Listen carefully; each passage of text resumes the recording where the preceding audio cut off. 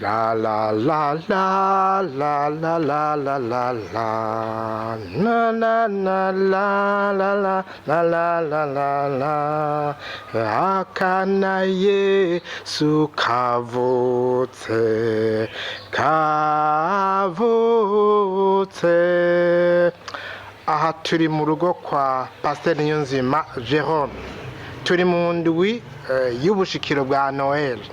Nkuko wumvise akaririmbo ntango yo karirimba ngaha byifashe gute, mwiteguriye ivuka ry'umwami wacu Yesu Kristo gute? Noel yamose ntiramota. Urakoze cyane mumenyesha makuru.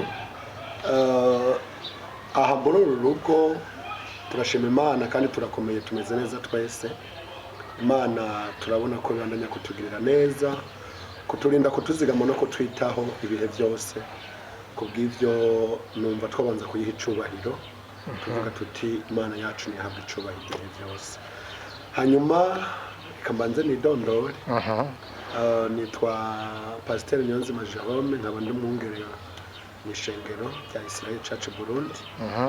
Ego hama ndakunda Yesu kuko ariwe yabanje kunkunda. Hama ubajije rero ati none Noel yamose canke ntiyamose? Yego. Noel yamose irahari kandi n'umunsi mukuru udasanzwe wama uba uko umwaka utashe. Abakristo bacunguwe na Kristo Yesu twama tubuhimbaza buri mwaka uko umwaka utashe, kuko Noel ari umunsi udasanzwe utwibutsa ivuka ry'umucunguzi wacu Yesu Kristo, aho abantu batari bake mu bahanuzi tubona muri Bibiliya ijambo ry'Imana bari barabihanuye. Tugiye nko kwavugishwa n'Imana Yesaya. Reka nsomeho iri jambo riri mu gitabo cy'abavugishwa n'Imana Yesaya igice cyaho c'9 ku murongo wa 6. Haravuga ngo kuko umwana tuvukiye duha umwana w'umuhungu, ubutware buzoba ku bitugu byiwe, azokwitwa igitangaza, umujyanama, Imana y'ubushobozi, data wa twese ahoraho, umukama w'amahoro. Ukugwira k'ubutware bwiwe n'amahoro ntibizogira iherezo ku ngoma ya Dawidi no mu bwami bwiwe, bibukomeze bibushigikize, guca imanza zibereye no kugororoka uhereye none ugashitsa ibihe byose. Umwete w'uhoraho nyene ingabo uzoshitsa ivyo. Amen. Amen. Uwo ni wavugishwa n'Imana Yesaya. Yabivugishijwe kera. Icatumye haba ubwo buhanuzi nuko Imana yamye ikunda abantu uhereye kera. Abantu urazi ko Imana yatanguye kurema Adamu na Eva, ibarema ibakunda, ibafitiye umugambi mwiza, ibashira mu itongo rya Edeni kugira ngo baribemwo, barimeregweremwo neza. Imana ntiyari baremye kugira ngo baruhe. Imana yari yaremye umuntu kugira ngo anezerwe. Mu itongo rya Edeni nibarima, bo baguma birira gusa, ivyeze biyamurira bajya, hagera ku kirengazuba Imana ikabagendera. Ivyo nivyo bihe twari dukeneye ngaha muri gihugu cyacu ciza cyo Burundi, kwiyamurira. Biriko biraza. Ego nugira ikibazo mukozi w'Imana. Reka turi kwijambo rya Noel, ubushikiro bwa Noel.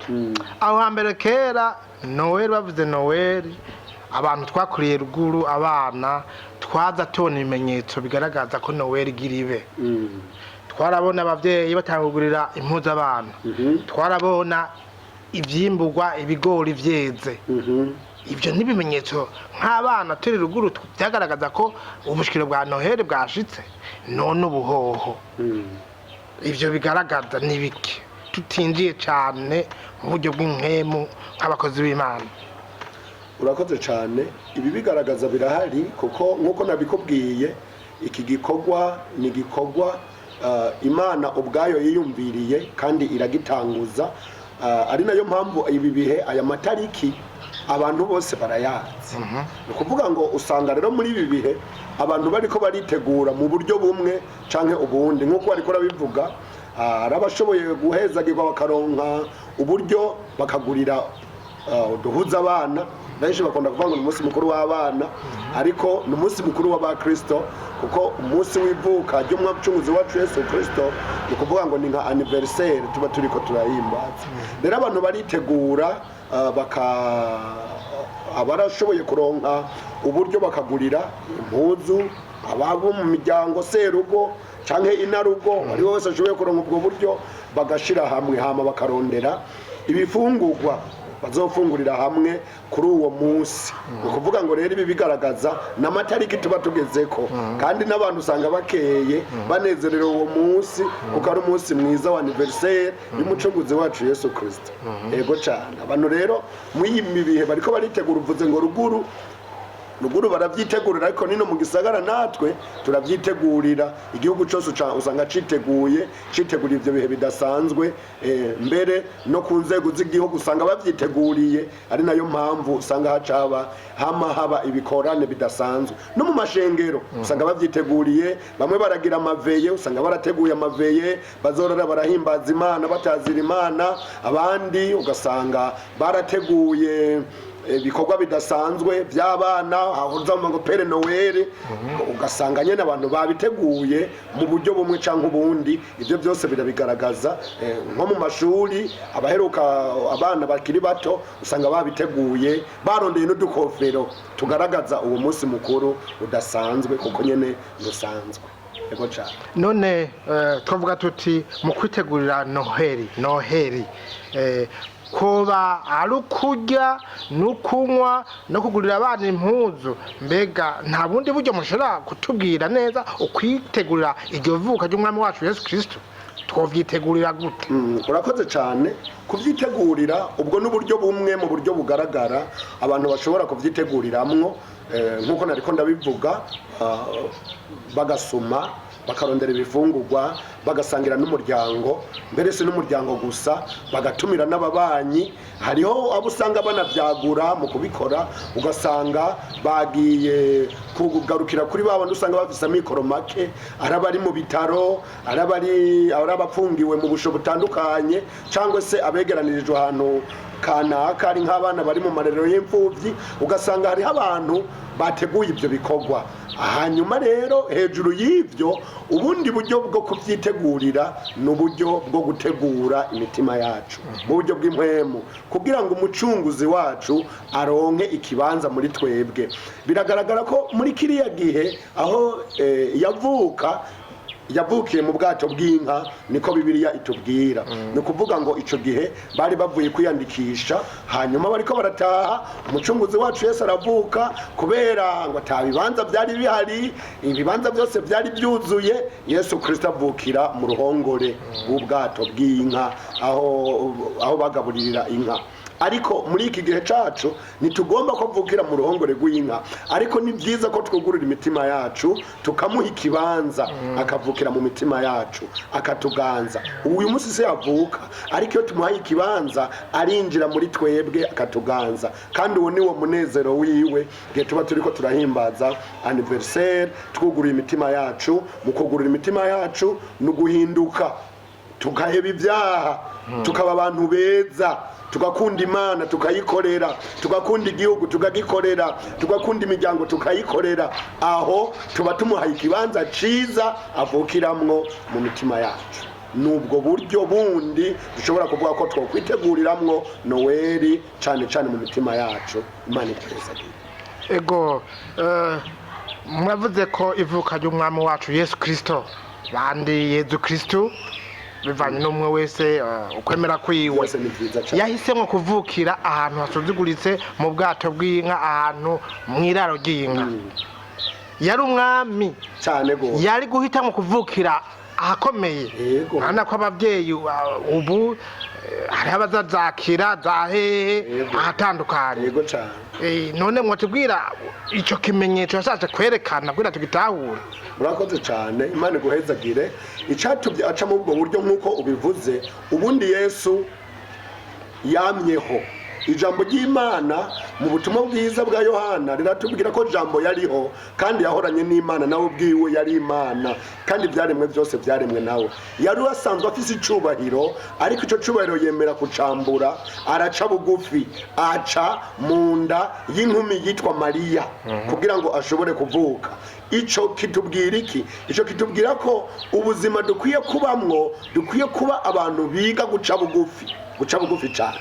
Icatumye ashobora guca bugufi kwari kugira ngo ashobore kudushikira turondere. Burya iyo umuntu aciye bugufi ashika kuri byinshi cyane, ariko iyo umuntu yishize hejuru usanga bigoye, naho yipfuza kugera ntagera. Ariko iyo yicishije bugufi, nk'uko ijambo ry'Imana ritubwira ngo nitwicisha bugufi Imana izodushira hejuru. Iri jambo rero rigomba kutwigisha ko umuntu wese ahari mu bikorwa akora, mu byo arimwo, ahaba, akwiye kuba umuntu akora yicishije bugufi. Mu mvugo tukicisha bugufi, muri uko guca bugufi Imana nayo izodushira hejuru.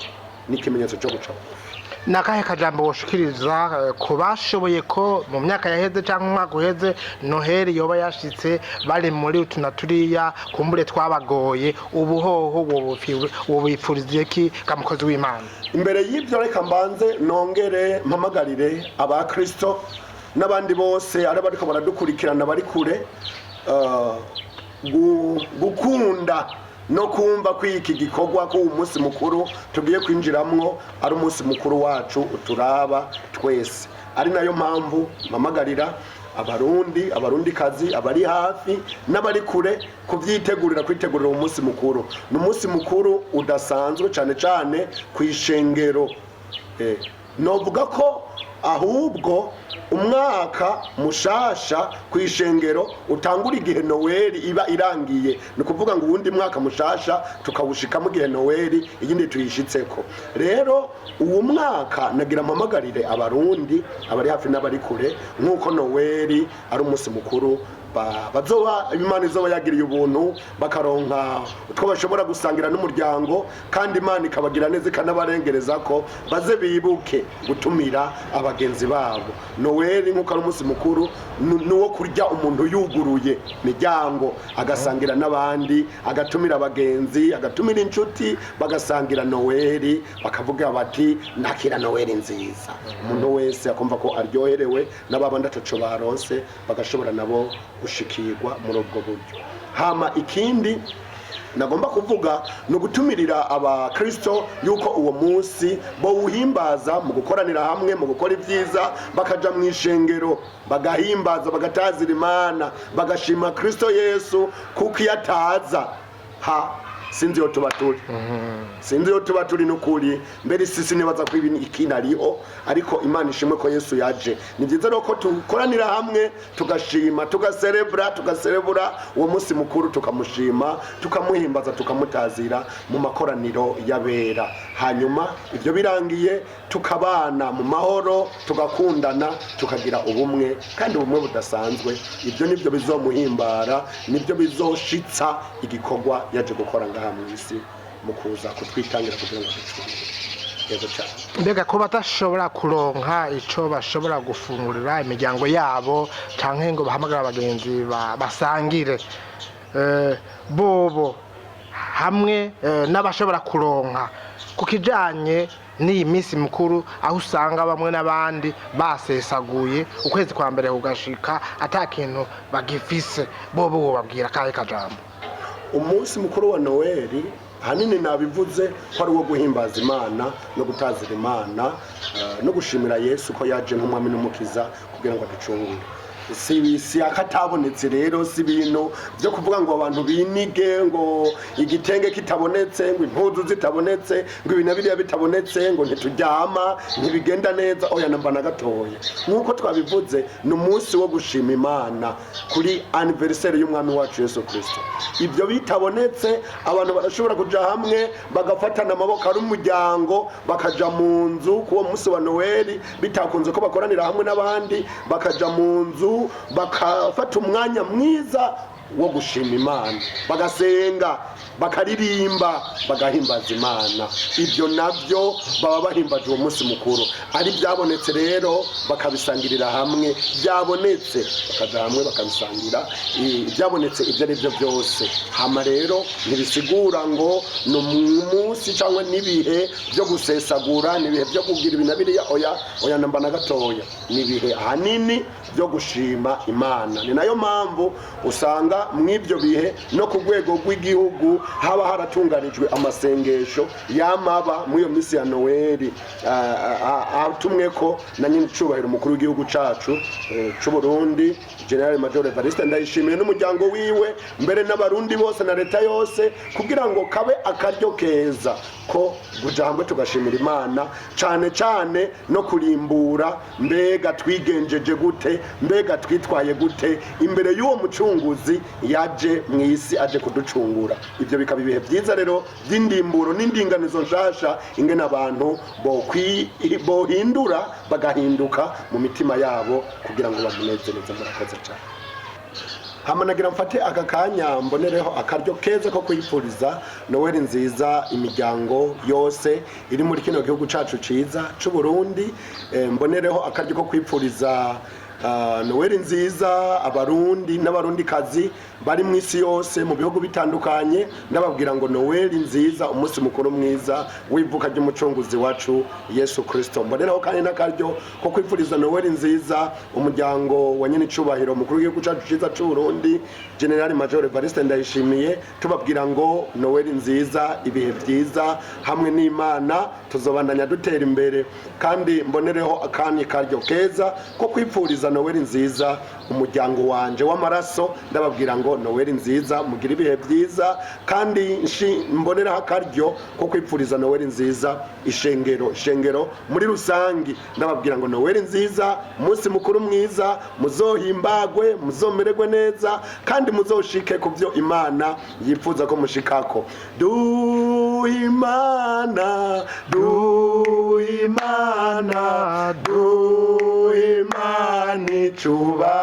icubahiro niyisumba byose. Duhimana